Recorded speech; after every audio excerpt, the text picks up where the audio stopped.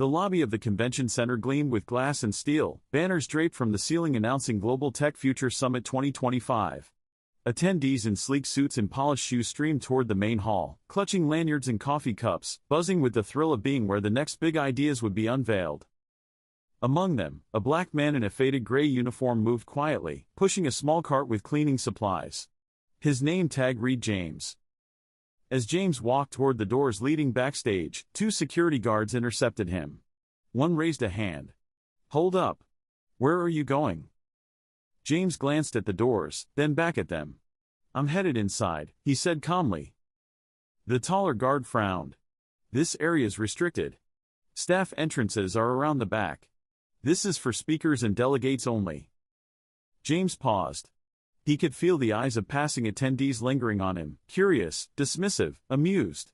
To them, he was just another janitor who had wandered into the wrong place. "I have clearance," James said quietly. The second guard chuckled. "Clearance? Look, man, you're not on the list. This section isn't for service workers. Please step aside." James opened his mouth, but before he could explain, the guard's hand was on his arm, steering him away from the entrance. People nearby slowed to watch. A few smirked. One man whispered loudly to a colleague, "Guess housekeeping got a little too ambitious." The humiliation was sharp, but James's expression didn't falter. He had endured worse before, and deep down, he knew something no one else in that hallway understood. He wasn't there to mop floors. He wasn't lost. In a few hours, when the lights dimmed and the closing keynote began, he would be the one standing on that stage. For now, though, he walked silently as the guards escorted him away, their grip firm but unnecessary. Around him, whispers followed like shadows. The irony, James thought, almost made him smile. James sat quietly in a side lounge after the incident, his badge finally resting on the table in front of him. The laminated pass bore his name in bold letters, James Carter, keynote speaker. The irony wasn't lost on him. A simple piece of plastic had the power to silence all those doubting glances, yet it hadn't stopped the guards from seeing only a uniform. He leaned back, letting the hum of the conference fill the air. His mind drifted back to where it all began. Years ago, James had walked into another building, not as a guest, not as an innovator, but as a janitor. It was the only job he could find while studying at night. He scrubbed floors, emptied trash cans, polished glass walls until they gleamed, while in his backpack, wedged between rags and gloves, sat his worn-out textbooks on computer science. He would finish his shift at 2 a.m., head home on the bus, and spend the rest of the night teaching himself code, algorithms, and the growing world of artificial intelligence. Sleep was a luxury, but hunger for knowledge pushed him forward. Eventually, persistence turned into opportunity. A mentor noticed his talent when James submitted a machine learning paper under a borrowed library computer account. That paper landed him an internship, which grew into a career. His innovations in predictive AI and sustainable tech soon caught attention. Investors followed. A company was born. Now, years later, his startup had changed industries, saving corporations millions while introducing cleaner, smarter systems for the planet. That was why he had been invited here, not as an employee tidying up behind the scenes, but as the voice to close the most prestigious tech conference of the year. James looked down at his hands, calloused still from years of labor, and exhaled slowly. The uniform didn't define him. The whispers didn't diminish him. He had climbed too far, sacrificed too much, to let a moment of ignorance shake his ground. Soon, the very stage they had tried to bar him from would carry his voice across the world. The guards had escorted James through the crowded hallway as though he were an intruder. The scene unfolded in full view of the conference attendees, who paused between sessions to watch. Their curious eyes quickly turned to smirks, chuckles, even laughter. A woman in a sharp navy blazer whispered to her colleague, not softly enough, "Looks like housekeeping wandered into the wrong room." A young man with a camera phone raised it discreetly, recording the whole encounter, eager for a viral clip. "Security kicking out a janitor from Tech Future," he muttered, amused. James kept his head high, but each word cut like glass. He wasn't ashamed of his past, he had worn that uniform once, after all, but the ease with which people dismissed him stung. It was the same old story, replayed again and again, worth measured by clothes, by skin, by assumption. One of the guards muttered under his breath as they walked. "Don't take it personally. We've got to keep the place looking sharp." James almost laughed at the irony. Looking sharp, he thought. He was here to talk about the future of artificial intelligence, about innovation that would shape the next decade, and yet he was reduced to a stereotype before he even opened his mouth. He glanced around. A few faces in the crowd looked uncomfortable, even guilty, but none stepped forward. It was easier to watch than to intervene. The humiliation was public, undeniable. But James didn't let his voice waver, didn't allow anger to twist his features. He simply walked, steady and quiet, his thoughts fixed on the stage he knew awaited him. Soon, those same cameras mocking him would capture something very different. And the laughter would fall silent. The commotion had barely settled when a frantic figure pushed through the crowd.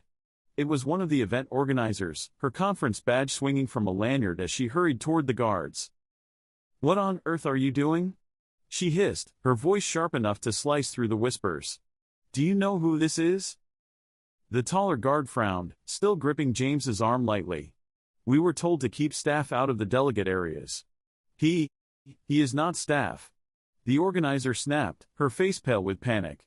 "This is James Carter. He's our closing keynote speaker." The words struck like thunder. The laughter in the hallway stopped abruptly. Attendees glanced at one another, expressions shifting from amusement to shock, then to shame. The younger guard let go of James immediately, his face draining of color. "Sir, we didn't realize." James straightened his jacket, his calm unshaken. He simply said, "It's fine." But it wasn't fine, not for the organizers, not for the crowd that had just witnessed him being dismissed as if he were invisible. Murmurs began to ripple through the hall again, though different now: regret, embarrassment, disbelief. The organizer turned back to James, her expression softening. "Mr. Carter, please forgive the misunderstanding. We'll escort you backstage right away. The auditorium is filling fast." James gave her a polite nod. "I'll be ready." As he walked past the stunned onlookers, he felt the weight of their silence. Phones that had been raised to mock him now trembled in uncertain hands. Eyes that had laughed now darted away, unable to meet his. James didn't look back. His mind was already on the stage, on the moment when the truth would no longer need defending. Because soon, the world would see him not as a janitor mistaken for staff, but as the visionary chosen to close the most important tech conference of the year. The ballroom was packed. Rows of chairs stretched back into the shadows, every seat filled, the air thick with the hum of expectation. Conference banners glowed on giant screens, and spotlights swept across the stage, illuminating the podium where the final address of the summit would soon be delivered. Backstage, James slipped off the gray uniform jacket he had worn earlier and set it neatly on a chair. In its place, he buttoned a crisp navy suit. His reflection in the mirror was calm, resolute. The same man, but framed in the attire that the world was willing to respect. The host stepped up to the microphone, his voice booming through the hall. "Ladies and gentlemen, to close this year's Global Tech Future Summit, we welcome an innovator whose groundbreaking work in artificial intelligence and sustainable systems is shaping industries worldwide. Please join me in welcoming James Carter." A ripple of applause began, polite at first. Then the curtains parted. James walked onto the stage, tall and composed, the spotlight catching his face. And in an instant, murmurs swept through the crowd. Recognition dawned. This was the man security had led away only hours before. This was the janitor some had mocked, the man filmed on smartphones, dismissed as invisible. Now he stood in the brightest light of the conference. Some jaws literally dropped. The same woman in the navy blazer who had whispered earlier leaned forward, her expression frozen between disbelief and shame.